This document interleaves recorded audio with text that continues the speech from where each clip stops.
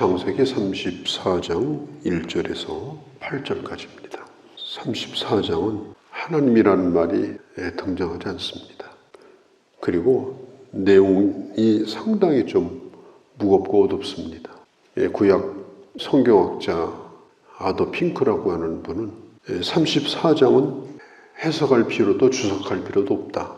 그래서 생략하고 그냥 지나가기도 했고, 다른 이 성경학자들도 34장을 아예 다루지도 않고 35장으로 그냥 넘어가기도 했습니다. 야곱이 베델로 고창 가서 하나님을 예배하고, 그의 아버지가 있는 브엘세바로 가서 아버지를 만나고, 그렇게 해야 이게 바른 것인데 삼순댁을 떠났고, 그리고 가나안 땅에 들어오기도 했습니다.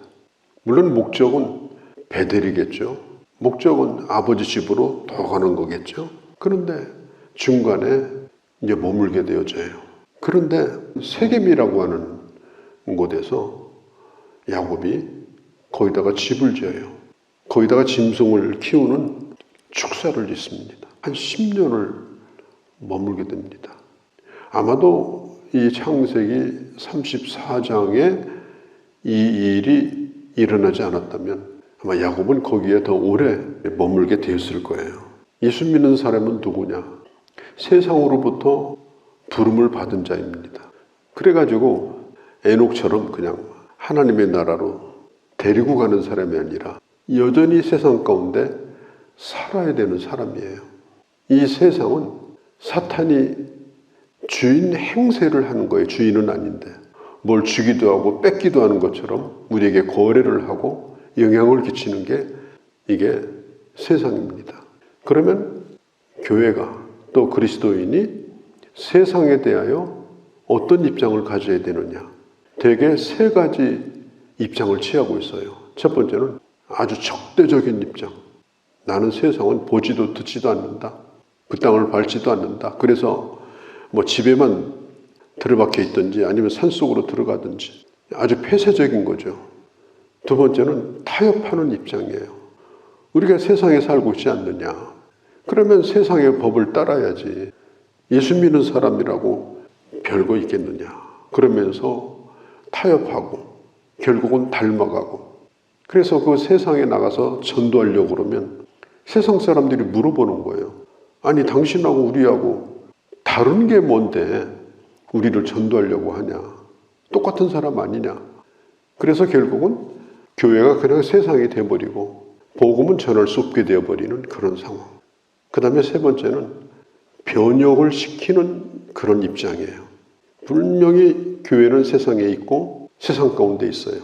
그러나 타협하거나 적대적인 것이 아니고 영향을 끼치는 거예요. 영향을 끼쳐서 이 세상을 변혁시키는 것입니다. 빛과 소금이 돼서 강력한 복음 증거를 통해서 이 세상을 바꾸는 역할. 이 세 번째가 바로 성경적인 그런 입장이다. 이렇게 볼 수가 있습니다. 지금 야곱의 가족들은 어떻게 보면 택함받은 하나님의 교회요, 성도들의 모습이라고 볼 수가 있어요. 세상 가운데 들어간 건 아니에요. 세겜의 한복판에 있는 것이 아니라 세겜의 성 밖에다가 따로 진을 치고 있어요. 그 세겜을 변화시키는 것이 아니라 세겜의 영향을 받는 겁니다. 그래서 이 야곱의 집이 서서히 무너지는, 영적으로 깊은 수렁에 빠지는 그런 입장을 볼 수가 있습니다. 자, 세겜에 지금 야곱의 가족들이 머물고 있는데, 물론 지금 방향은 정해져 있습니다. 그런데 앞으로 가지를 못하는 거예요. 거기 머물러 있는 거예요. 하나님의 나라를 향한 발걸음, 주님이 부르시는 그날까지 그 발걸음을 멈추지 않냐고 계속 가야 되는데, 그냥 마음은 하나님의 나라인데 그냥 몸은 땅에 자리를 잡고 세상에 영향을 끼치면서 사는 것이 아니라 영향을 받고 살아가는 그런 현실이 바로 이 야곱의 현실이 됐는데, 이게 점점 지금 가라앉고 있는 상황이에요. 그렇게 하다가 이 레아의 딸 야곱이 낳은 자녀 가운데 유일한 외동딸이에요. 그게 디나입니다. 아마도 디나는 세겜에 왔을 때 10살이 안 먹었을 때 그렇게 하다가 한 10년 동안 세겜에 가까이에 있는 숫곳에서 살면서 아마 10대 후반 정도 됐을까요? 이제 그 정도 나이를 먹게 되고 어릴 때 유년 시절 거기서 보내는 거예요. 얼마나 그 감수성이 많고 호기심이 많습니까? 어릴 때부터 수시로 이 세겜을 드나들면서 세겜과 아주 친해지게 되죠. 그 문화를 배우게 되죠. 익숙하게 되죠.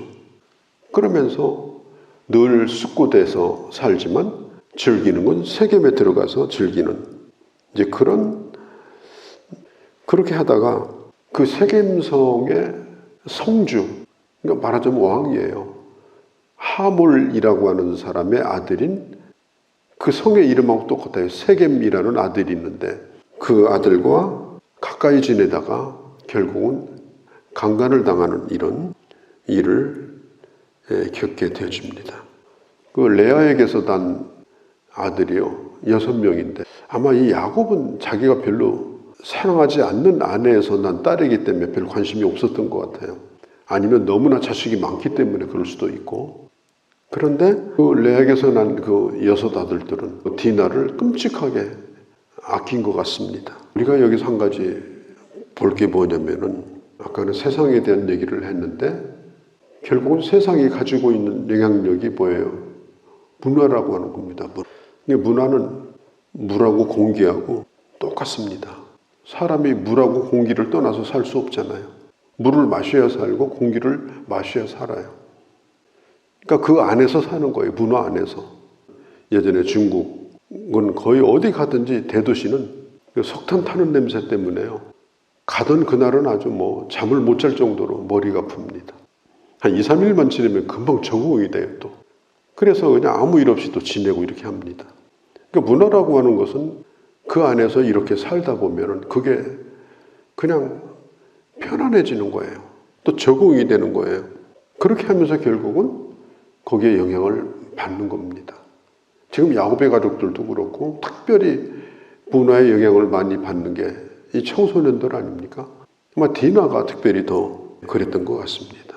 그게 반기독교적인 이방 문화라 할지라도 그 문화를 안에서 숨을 쉬고 또 문화를 마시고 그렇게 하게 되면 나중에는 거기에 매력을 느끼게 되고 그걸 찾게 되고 그렇게 하게 되는 거예요. 아마 디나가 처음에는 그 성 안에 들어가서 여자친구들을 많이 사귄 것 같아요.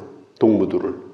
그렇게 하다가 자연스럽게 그 성 안에 있는 남자들을 알게 되고 그래서 이런 일이 터지게 되었습니다. 자, 이것을 알게 된 이 야곱의 반응은 오늘 성경에 있는 대로 5절 끝에 잠잠하였고 아무 말도 하지를 아니했습니다.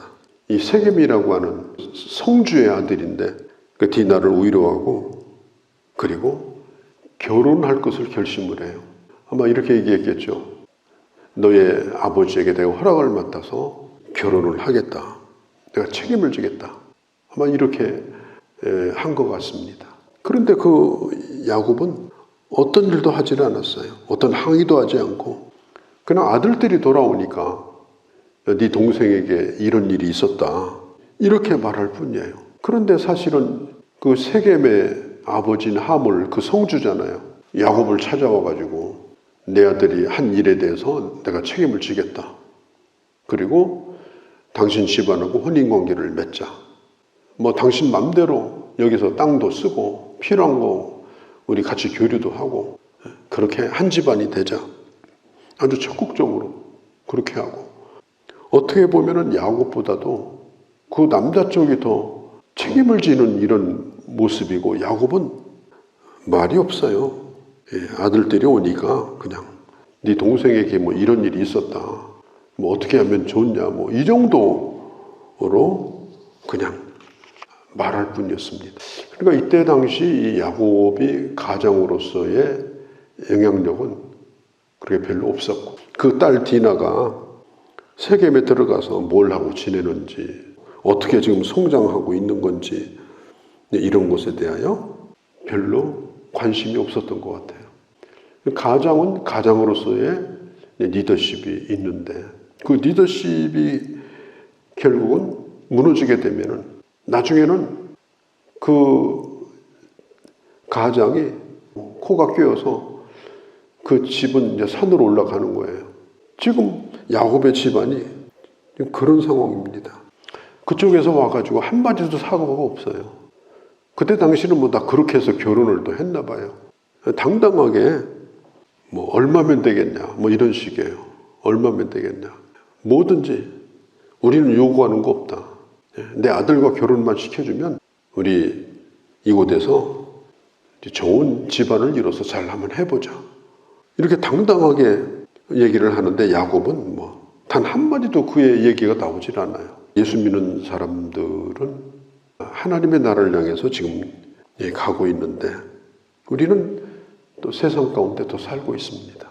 예수 믿는 사람들은 어떻게 보면 별난 사람이죠. 세상에 있으면서도 세상 가운데 안 사니까 세상이 볼 때는 야, 참 별나다. 어디 별에서 떨어진 외계인은 아닌가? 그런 생각을 가질 수도 있어요. 이 사람에게 정말 중요한 게 뭐냐면 사상이잖아요. 왜냐하면 이 사상이라고 하는 건 잘 변하지 않아요. 잠잠하고 있는 거지 그 사상이 금방 이렇게 바뀌는 게 아닙니다. 이건 정신적 싸움, 사상의 싸움이라고 볼 수가 있습니다. 야곱의 가정과 세겜과의 이런 문제가 지금 충돌이 일어난 겁니다. 그쪽에서는 얼마면 되냐고 얘기하면서 당당하게 이렇게 지금 하는데 이쪽에서는 너 좋고 나 좋자 이렇게 할 생각이 없거든요. 그래서 결국은 충돌이 일어나는데 좋은 방법이 아니라 악을 악으로 갚는 방법을 야곱의 아들들이, 그것도 야곱이 결정한 게 아니에요.